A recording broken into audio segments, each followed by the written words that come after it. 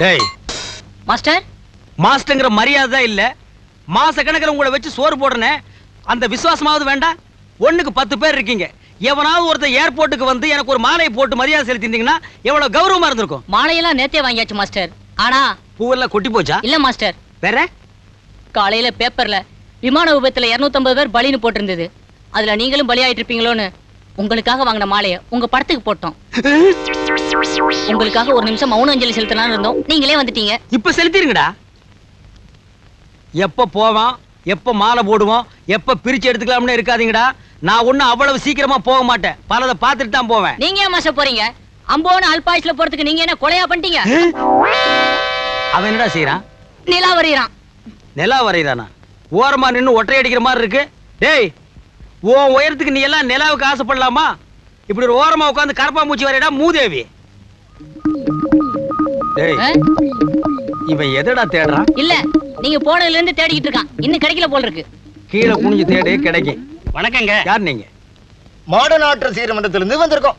நீங்க அஜந்தா எல்லோராங்க எல்லாம் போயிட்டு வந்தீங்கல்ல, அதுக்காக வர 15ஆம் தேதி ஒரு பாராட்டு விழா நடத்துறதா முடிவு பண்ணிருக்கோம். யார் முடிவு பண்ணது? நாங்க பண்ணிக்கங்க. 15ஆம் தேதி நான் வர முடியாது.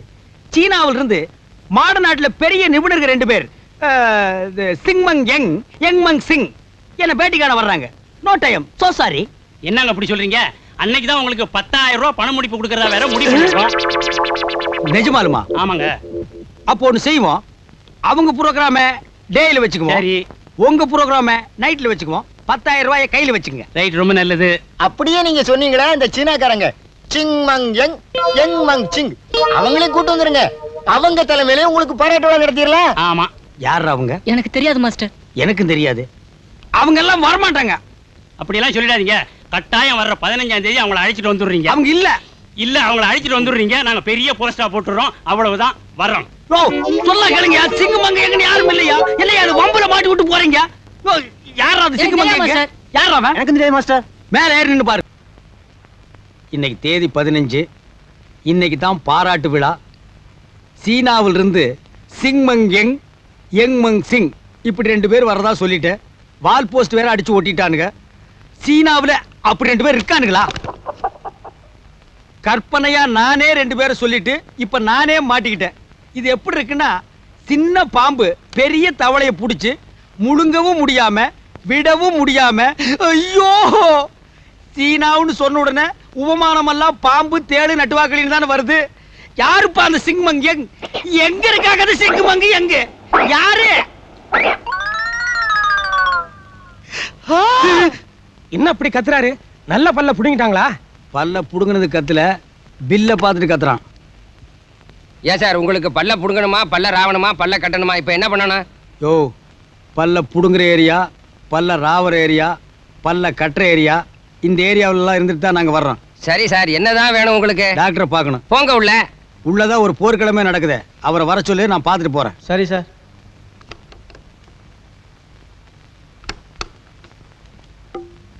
எஸ். ஹலோ, ஒன்னும் இல்ல, ஒரு சர்வதேச மீட்டிங் உலக சமாதானத்தை பத்தி. அதுக்கு மேடை மேல 2 சீனாக்காரங்க உட்காரணும். என்னைக்கு? நாளைக்கு. வர முடியாது, கிளினிக் இருக்குதுப்பா. கிளினிக்ல எவ்வளவு வருமானம் வரும்? 50 வரும், 100 வரும், 500 வரும். தலைக்கு 1000 ரூபாய் தர்றேன். கள்ளு கடையை மூடிட்டு, இது பல்லு கடையை மூடிட்டு என் பின்னால வாங்க. பயமா இருக்குப்பா. பயப்படாதேப்பா. உங்களை என்ன நான் பார்டர் சண்டைக்கு அனுப்புறேன். நீங்க பாட்டுக்கு மேடை மேல உட்கார்ந்துருங்க. நீங்க ஒண்ணும் பேச வேண்டாம். உங்களை பத்தி நான் பேசுறேன். அட்வான்ஸ் கொடு. இப்பவே புடி அட்வான்ஸ். டேக்கிட்டு டேக்கிட்டு. என்னடா தாடி ஊதுனா பூதம் வரும் போல் இருக்கு.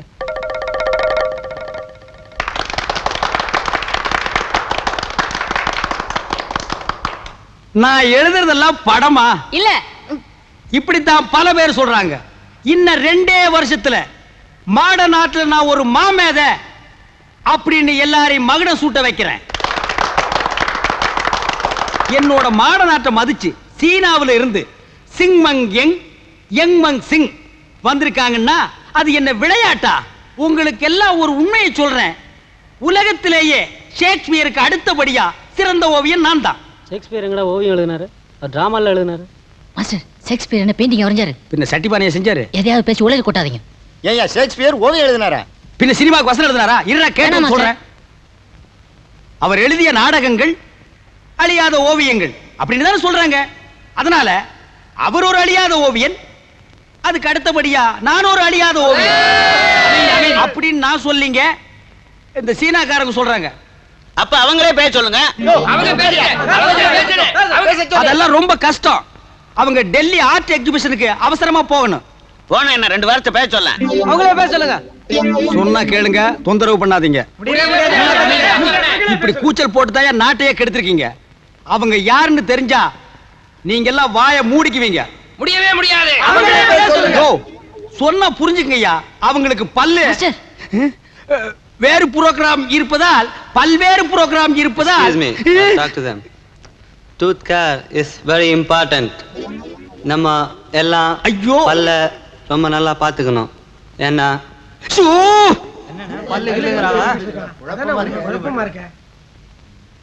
பல் நல்லா வச்சுக்கணும். ஆஹா, என்ன அருமையான விளக்கம். பல்லின் நரம்பு கண்ணுக்கும், கண்ணின் நரம்பு பார்வைக்கும், அந்த பார்வை மாட நாட்டுக்கும்.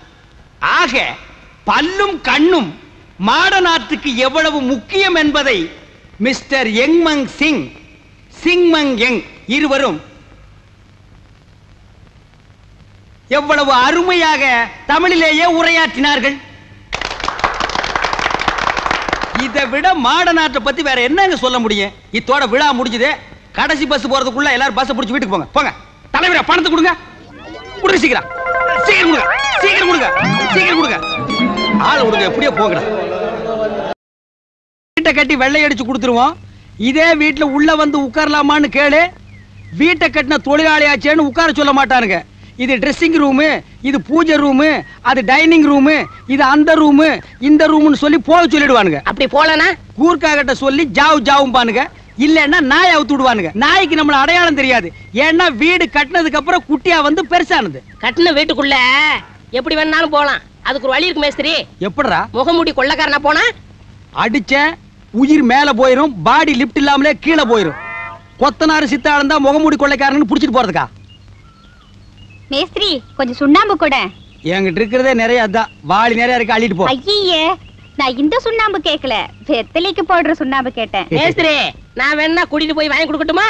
டேய், அடிச்ச உயிர் மேல போயிரும், பாடி லிப்ட் இல்லாமலே கீழே போயிரும். இன்னொரு கோட்டா அந்த பக்கம் திரும்பிடுறா. மேஸ்திரி கொஞ்சம் பாக்க கூட. அங்க சுண்ணாம்பு கேட்ட, இங்க பாக்கு கேக்குறியாக்கும். ஏன் மேஸ்திரி, ஒரு சின்ன சந்தேகம். என்னடா? சில கட்டடம் கட்டி பாதிலே நிக்குதே, அது ஏன்? அது செத்து போன அப்பனுக்கு பண்ற வேலை. எப்படி? இடம் பெரிய வீட்டுக்கு, அதுக்கு மேல கட்டுற கட்டடம் சின்ன வீட்டுக்குன்னு எழுதிட்டு செத்து போயிட்டாருங்க. அதுக்கு பின்னால பிறந்த புள்ளைங்க இப்ப அடிச்சுக்குது. சந்தேகம் தீர்ந்தா? ஏய் போடா. கொஞ்சம் வெத்தலை கொடுங்களேன். ஏன் மேஸ்திரி, இன்னொரு சந்தேகம். என்ன? சில கட்டடம் ஸ்ட்ராங்கா கட்டியே புயல் வந்தா விழுந்துருது, அது ஏன்? அது கொத்தனாருக்கு சித்தாளுக்கும் கூலி கொடுக்காம கட்டின கட்டடம். அவங்க ஆவி புயலா மாறி அடிச்சு சாய்க்குது. ஏன்னா அவங்களுக்கு தான் தெரியும் எங்க அடிச்சா கட்டடம் எங்க இடியும்னு. இப்போ சந்தேகம் தீர்ந்ததா? தீர்ந்தது. போடா. டேய் போ. இவன் குட்டிச்சாத்தானுக்கு பிறந்த பையன். அப்பப்ப குறுக்க வந்துகிட்டு தான் இருப்பான். நம்ம இடத்த மாத்திக்குவோம் வா. ஒருத்தங்கிட்ட வெத்தலை, இன்னொருத்தங்கிட்ட பாக்குன்னு கேட்காம எல்லாத்தையும் என்கிட்டயே கேளு. நானே கொடுத்துறேன். நான் வெத்தலை போட ஆரம்பிச்சதே உனக்காகத்தான். என்னுடைய உடல், பொருள், ஆவி அத்தனையும் தர்றேன். இப்ப வெத்தலை தர்றேன், வாங்கிக்க. நீ மட்டும் சம்மதிச்சீன்னா கும்பகோணத்துல ஒரு வெத்தலை கொடிக்கா, சாலக்குடியில் ஒரு பாக்கு தோப்பு, போரூர்ல ஒரு சுண்ணாம்பு கலவா, மொத்தத்துல ஒரு வெத்தலை சாம்ராஜ்யத்தை ஏற்படுத்தி அதுல உன்னை வெத்தலை ராணி ஆக்கிடுற. யாருக்காக வெத்தலை, யாருக்காக? ஆமா, உனக்கு எந்த ஊரு? எதுக்காக நீ சித்தாள் வேலைக்கு வந்த? உன் வாழ்க்கை வரலாறு தான் என்ன? ஏன் எழுதி வித்துற போறீங்களா? ஆமா, நீங்க வெள்ளையம்மா, நாங்க வீரபாண்டிய கட்டபொம்மன். வாழ்க்கை வரலாறு எழுதி புஸ்தகம் போட்டு வித்துட்டா பல கோடி ரூபாய் கலெக்ஷன் ஆகிடும். சாந்து கூட தூக்கிட்டு கீழே மேலே ஏறி இறங்குறியே, ஒரு வாழ்க்கை கொடுக்கலாமேன்னு தான். மேஸ்திரி, ஒரு கோட்டை அடிச்சிட்டேன். இன்னொரு கோட்டை அடிக்க முடியலையாக்கும். மேஸ்திரி, என்னடா? ஒண்ணுக்கு போறேன். இந்த பாரு, பொய் சொல்லாத. பீடி கீடி குடிக்கிறனா இங்கேயே குடி. அதுக்கு போற இதுக்கு போறேன்னு கீழே போய் சிலுமிசம் பண்ண, அடிச்சன்னா உயிர் மேல போயிரும், பாடி லிப்ட் இல்லாமல கீழே போயிரும். என்னம்மா மேஸ்திரி சிரிக்க சிரிக்க பேசிக்கிட்டு இருந்தாரு? அதெல்லாம் ஒண்ணு இல்லையா. நான் வெள்ளை அடிக்கும் பாத்துக்கிட்டு தான் இருந்தேன். அவர் என்ன சொல்லுவாருன்னு எனக்குல தெரியும். என்ன சொல்வாரு? கும்பகோணத்துல வெத்தலை கொடிக்க இருக்குன்னு சொன்னாரா? ஆமா.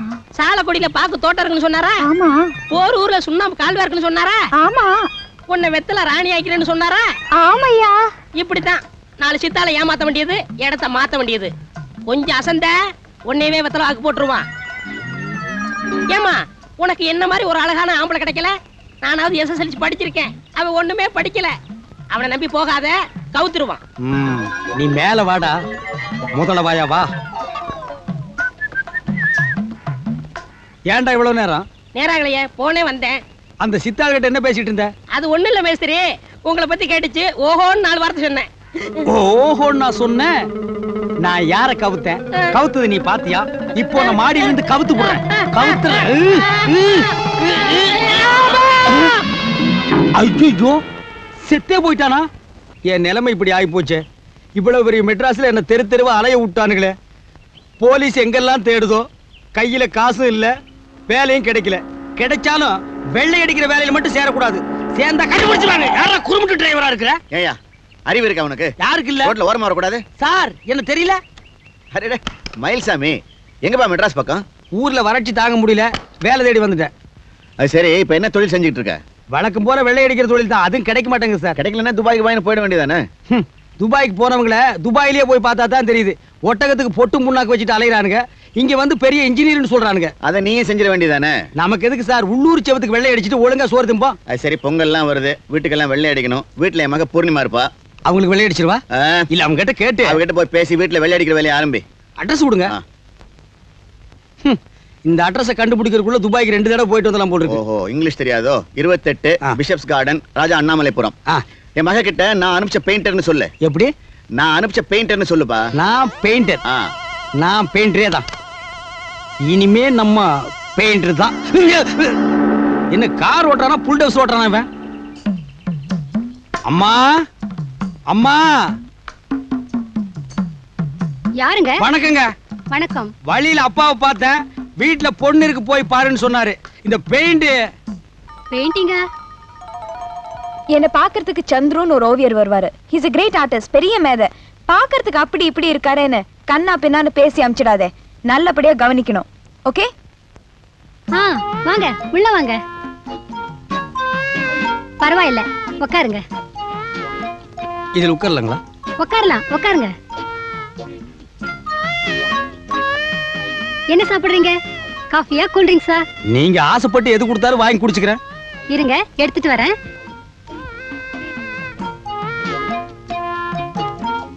டேய் மயில்சாமி, உன் வாழ்க்கையில எவ்வளவு உன்னை உட்கார வச்சு டீயாவது கொடுத்துருக்காளடா? இப்ப நீ வெள்ளை அடிக்க வந்தவங்கிறது தெரிஞ்சது, உன் மான மரியாதையெல்லாம் கப்பல் ஏறிடும். பேசாம நடிச்சிரு. இந்த ஆள் நம்மள இந்த வீட்டு பொண்ணுன்னே நினைச்சிட்டாரு. இப்ப வேலைக்காரின்னு தெரிஞ்சா இந்த மரியாதை போயிடும். இப்படியே நடிச்சிட வேண்டியதுதான்.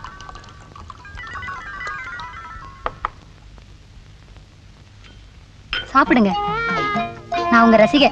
சுண்ணாம்பு அடிக்கிறது என்ன ரசிப்பு வேண்டி இருக்கு? தில்லானா மோகனாம்பாளை விட அதிகமா நேசிக்கிறாளே. என்ன யோசிக்கிறீங்க? நான் உங்க ரசிகையா இருக்க கூடாதா? இருந்துட்டு போங்களே. கலர்ல எத்தனையோ விதம் இருக்கு, நீங்க வெள்ளை மட்டும் ரசிக்கிறீங்களே. நீங்க கலரா இல்ல கருப்புங்கிறதுக்காக உங்க வெள்ளை மனசை ரசிக்காம இருக்க முடியுமா? ஓ, நீங்க சென்டிமெண்ட் ரொம்ப டச் பண்ணிட்டீங்க. சாப்பிடுங்க, உங்களை நல்லா கவனிக்கணும்னு சொல்லிருக்காங்க. ஏனுங்க, நான் யாருன்னு நல்லா தெரிஞ்சிட்டீங்களா? ஏன் தெரியாது, நீங்க ஆர்டிஸ்ட் சந்துரு தானே? அப்படியே வச்சுக்கங்க. நான் யாருன்னு தெரிஞ்சா தின்னதெல்லாம் கக்க சொல்லுவா போல் இருக்க. இவங்க அப்பா ஒரு இங்கீதம் கெட்டவன், என்ன பெயிண்டர்னு சொல்ல சொல்லிட்டான். இவளு என்ன பெயிண்டர்னு நினைச்சு எப்படியெல்லாம் நடக்க போறாளோ. ஒரு ஆபத்துல மாட்டியே இன்னும் தப்புல, அதுக்குள்ள இன்னொரு ஆபத்து உருவாகுதேடா மயில்சாமி. சில சமயம் எனக்கு ராத்திரில தூக்கமே வருதில்ல. உங்க பெயிண்டிங்ஸ் ஒவ்வொன்றையும் எடுத்து பார்த்துக்கிட்டே இருப்பேன்.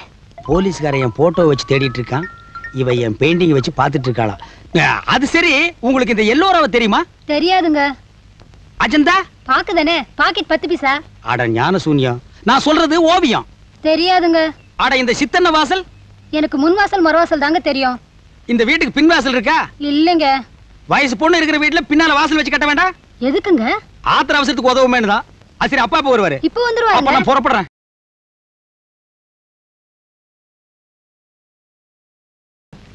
அது என்கேஜ்மெண்ட். இருந்தாலும் ஒருத்தர் ஒருத்தர் புரிஞ்சுக்கிட்டு நம்ம சந்திப்பு இருக்க அது. ஆமா, பெரிய கிழக்கு ஜெர்மனி மேற்கு ஜெர்மனி சந்திச்சிட்ட பார்டர் சந்திப்பு சமாதான கொடிய பறக்க விட போறோம்.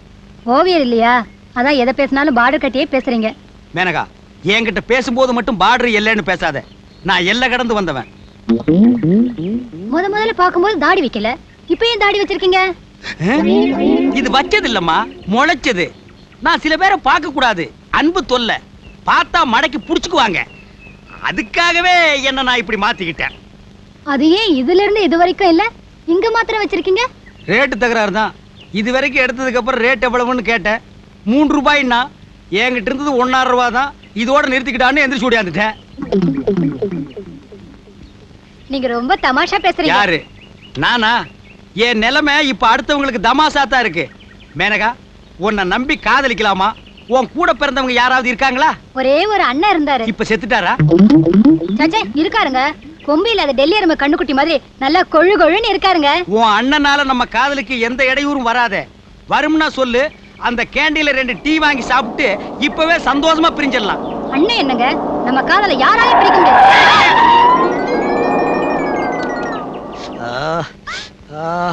யாராலையும் பிரிக்க முடியாதா?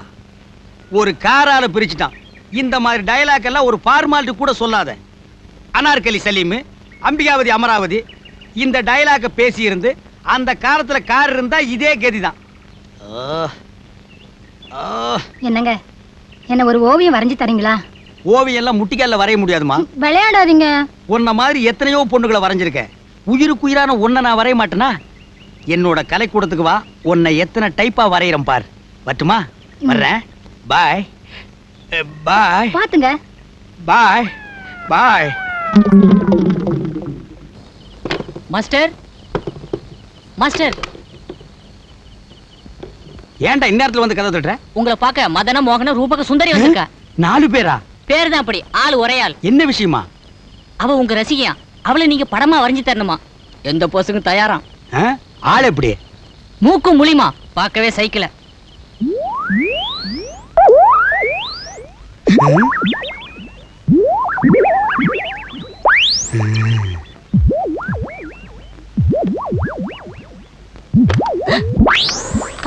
ஆஹா, பெண் என்றால் இவளல்லவோ பெண், பிடி இடையாள்.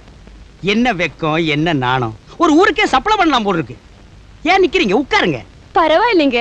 உங்களுக்கு உட்கார்றது கஷ்டமா இருந்தா பாய விரிக்கிறேன், அதுல உட்காருங்க. முதல்ல படம் வரைங்க, அப்புறமா பாய் விரிக்கலாம். ஆஹா, ஒரு கலைஞனை என்னமா புரிஞ்சு வச்சிருக்கீங்க. இதோ ஒரு நிமிஷம், ஒரு நிமிஷம். ஓ, இதெல்லாம் நான் எதுக்கு வரைஞ்சேன்? கடைச்சா இங்கே இதானா? ஐயோ, அவசரத்துக்கு ஒரு வெள்ளை துணி கிடைக்க மாட்டேங்குதா? சரி, ஆபத்துக்கு பாவம் இல்ல.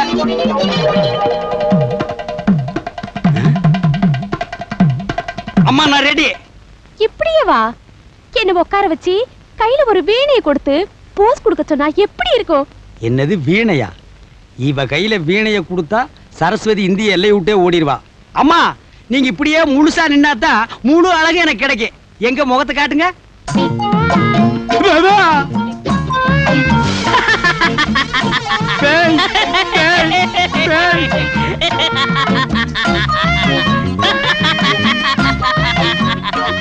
கத்தி கத்தி பேய், உன்னை குத்திடுவேன். நான் பேய் இல்ல. என்ன பிசாசா? உங்க சிசிய செந்தில்குமார. அடச்சி. ஏய், சனிக்கிழமை உலகலாம் நீ என்ன செய்ற? இந்த கத்தியால தான குத்துற. டேய் கூட்டு பையா, இது கத்திலடா. மேஸ்திரி தொழில மறக்கூடாதுங்கற சாந்து கரண்டி. அப்படியே மச்சான். என்னது மச்சானா? ஆமா, என் தங்கச்சி நீ தான காதலிக்கிற. அந்த சிகப்பு பொண்ணு உன் தங்கச்சியா? ஆமா. ஐயோ, இது முன்னாடியே தெரிஞ்சிருந்தா நான் காதல் பண்ணிருக்கவே மாட்டேனே. ஆமா, மேல இருந்து நான் தள்ளி விட்டனே, எப்படா தப்பிச்ச? நீ அங்க இருந்து தள்ளி விட்டியா? நேர தண்ணி தொட்டிக்குள்ள வந்து விழுந்தேன். எந்திரிச்சு பார்த்தா உன்னை காணா. பின்ன தள்ளி விட்டு அங்கேயே நிக்கிறதுக்கு நான் என்ன பைத்தியக்காரனா? அது சரி மாப்ள, இப்ப நீ என்ன தொழில் பண்ற? அதுக்கேண்டா தமிழ்நாடு போலீஸ். போங்கடே.